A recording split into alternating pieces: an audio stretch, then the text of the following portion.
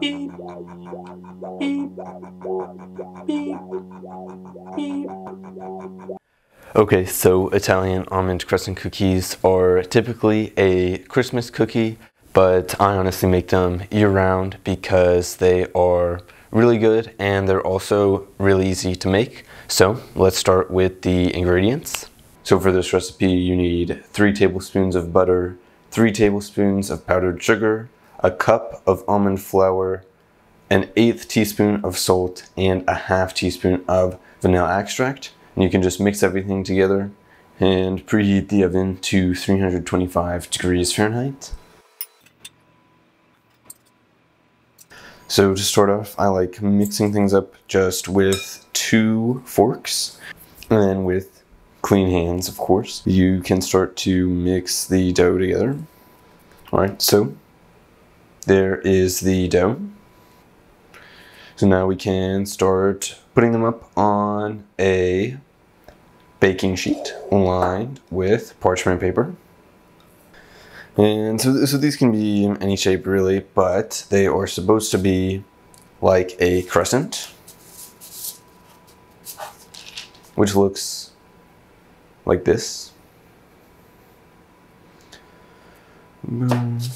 This recipe is supposed to make 23 cookies, but I have never even gotten close to that, usually because I make my cookies pretty large.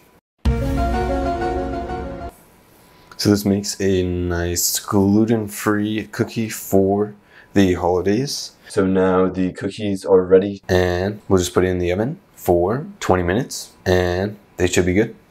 After letting the cookies cool for 5 minutes on the baking sheet, you have to transfer them to a proper cooling rack to cool for about 15 minutes. Non più avrai questi bei panacchini, quel cappello leggero galante, quella chioma, quell'aria brillante.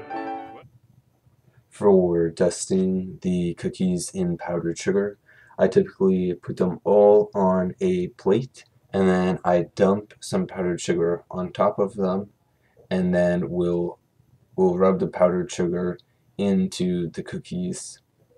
If the cookies aren't fully cooled, the powdered sugar may melt a bit into the surface of the cookie and you might have to sprinkle some powdered sugar on later. So I have one of the cookies with me right here. So let's see how they came out.